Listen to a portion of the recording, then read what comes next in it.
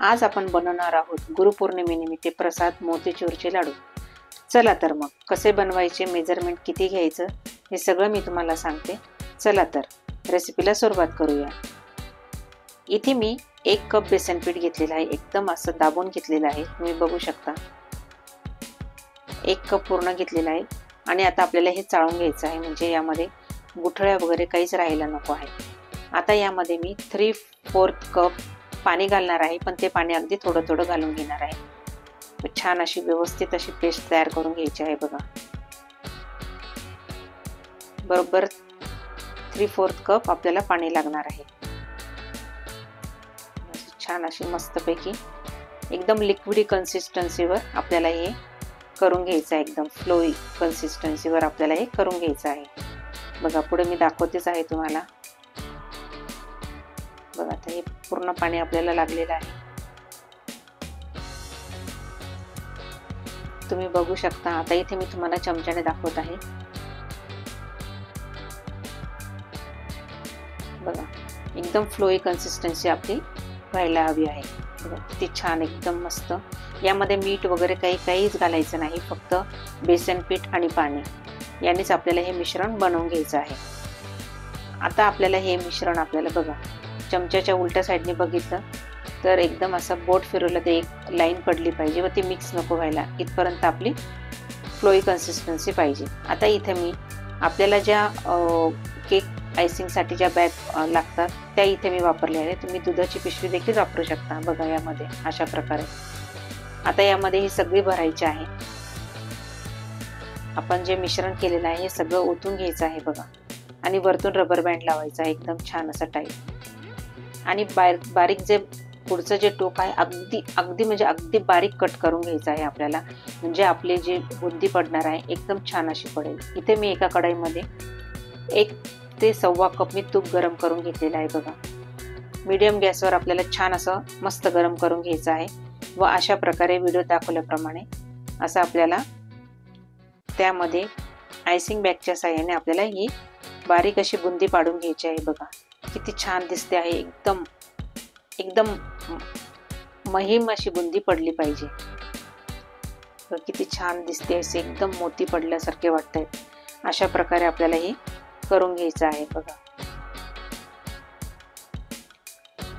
छान अशी मस्त आपली ही बुंदी वर आली की आपल्याला हे झाऱ्याने एकदम छान असं खाली वर करून आपल्याला हलवून घ्यायचं आहे।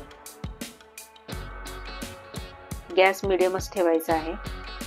जेव्हा पुन्हा आपण टाकू त्यावेळेस आपल्याला तूप परत गरम करून घ्यायचं आहे व बुंदी टाकल्यानंतर गॅस परत मिडियम करून घ्यायचा आहे। अशा प्रकारे आपल्याला ही सगळी बुंदी अशीच तळून घ्यायची आहे बघा। आपल्याला झाऱ्याची गरज नाही, कसली गरज नाही, एकदम छान थोडा वेळ लागेल पण एकदम मस्त अशी बुंदी आपली एकदम एकसारखी अशी तयार होते बघा। आता ही सगळीच्या सगळी मी काढून घेत आहे, एकदम छान अशी झालेली, एकदम करताना पण एकदम मज्जा वाटते, एकदम छान वाटते बघा। आता दुसऱ्या वेळेस पण मी आता पुन्हा अशीच टाकून घेणार आहे, एकदम छान अशी पडते आहे, एकदम मस्त, एकदम मोत्यासारखी दिसत आहे बघा, तुम्ही बघू शकता। आता ही देखील मी आता अशीच काढून घेत आहे। मीडियम गॅसवरच आपल्याला हे करायचं आहे, मीडियम टू लो गॅसवरच करायचं आहे। आता झाऱ्याने एकदम व्यवस्थित अशी मी काढून घेत आहे। आता बघा झाली आहे। अशा प्रकारे आपल्याला ही पूर्ण बुंदी आता आपल्याला अशी तयार करून घ्यायची आहे। आता मी ही सगळीच्या सगळी प्लेटमध्ये अशा प्रकारे सगळी तळून घेणार आहे आणि पूर्ण प्लेटमध्ये काढून घेणार आहे। बघा किती सुंदर आणि किती छान असा कलर पण एकदम मस्त आलेला आहे बुंदीचा। अशा प्रकारे मी ही सगळीच्या सगळी बुंदी तयार करून घेणार आहे। बघा किती छान अशी बुंदी तयार झालेली आहे, एकदम बारीक अशी, एकदम मस्त एकसारखी झालेली आहे, तुम्ही बघू शकता। एकदम छान अशी झालेली आहे। चला तर मग बघा, आता मी इथे आपल्याला बुंदीसाठी आपल्याला एक सिरप तयार करायचा आहे, शुगर सिरप। पाक नाही तयार करायचा, शुगर सिरप करायचा आहे। आता यामध्ये मी 1 कप साखर घालत आहे आणि त्यामध्ये मी 1/4 कप पाणी घालत आहे बघा। आता ही छान याच्यामध्ये आपल्याला मस्त असा कलर घालून घ्यायचा आहे, ऑरेंज कलर. तुम्हाला जर कलर नको असेल तर तुम्ही नाही घातला तरी चालेल, पण आपण जेव्हा मार्केटमधून जेव्हा मोतीचूरचे जेव्हा लाडू आणतो त्यावेळेस तो कलर पाहिला की असं वाटतं हा खरंच असंच पाहिजे, म्हणून मग मी यामध्ये कलर टाकून घेतलेला आहे. आता आपल्याला ही पाक वगैरे काही करायचं नाही, पूर्ण साखर विरघळून घ्यायची आहे. आता ही साखर पूर्ण विरघळली आहे. आता आपण ही जी तयार केलेली बुंदी आहे ही पूर्ण आपल्याला त्यामध्ये पाकामध्ये म्हणजे साखरेच्या सिरपमध्ये टाकून घ्यायची आहे. आता ही पूर्ण मी साखरेच्या पाकामध्ये टाकून घेत आहे. पूर्ण मी टाकून घेतलेली आहे. आता इथे आपल्याला एकदम व्यवस्थित अशी हलक्या हाताने आपल्याला ही हलवून घ्यायची आहे. तुम्ही बघू शकता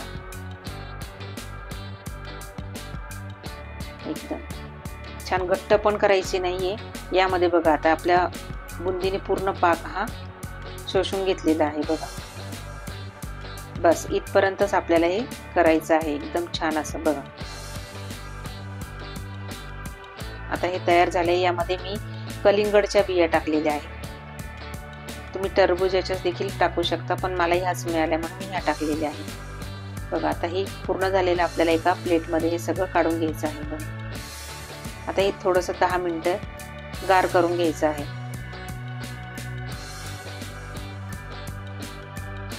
पूर्ण गार करून घेत आहे. जर तुम्हाला याच्यात वेलची पावडर वगैरे टाकायचं असेल तर टाकू शकता. इथे मी वेलची पावडर टाकलेली आहे.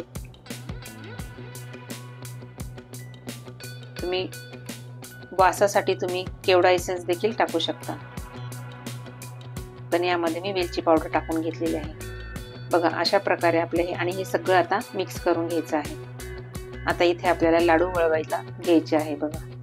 एकदम सहज आणि एकदम व्यवस्थित आपले हे लाडू वळले जात आहेत बघा. हे लाडू वळत आहे तोपर्यंत मी सुनीता कुक विथ सुनीता पराते ह्या चॅनलमध्ये तुमचं स्वागत करत आहे. माझा व्हिडिओ जर तुम्हाला आवडत असेल तर माझ्या चॅनलला नक्की सबस्क्राईब करा, शेअर करा, लाईक करा, कमेंट करायला विसरू नका व बेल आयकॉनला क्लिक करायला विसरू नका, म्हणजे माझ्या येणाऱ्या प्रत्येक व्हिडिओचे नोटिफिकेशन तुम्हालाही मिळत राहील बघा. बोलता बोलता आता आपले हे सगळे लाडू मी आता हे असे वळवून घेत आहे बघा. एकदम छान आणि एकदम मस्त असे वळवले जात आहेत बघा. सगळे आपले लाडू हे तयार झालेले आहेत. तुम्ही एकदा नक्की करून बघा. प्रसादासाठी पण एकदम छान आणि मुलांना देखील आवडतात बघा. एकदम छान असे आपले लाडू हे तयार झालेले आहे. तुम्ही एकदा नक्की करून बघा. एकदम छान असे म्हणजे 14 ते 15 लाडू तयार झालेले आहे. चला तर मग धन्यवाद.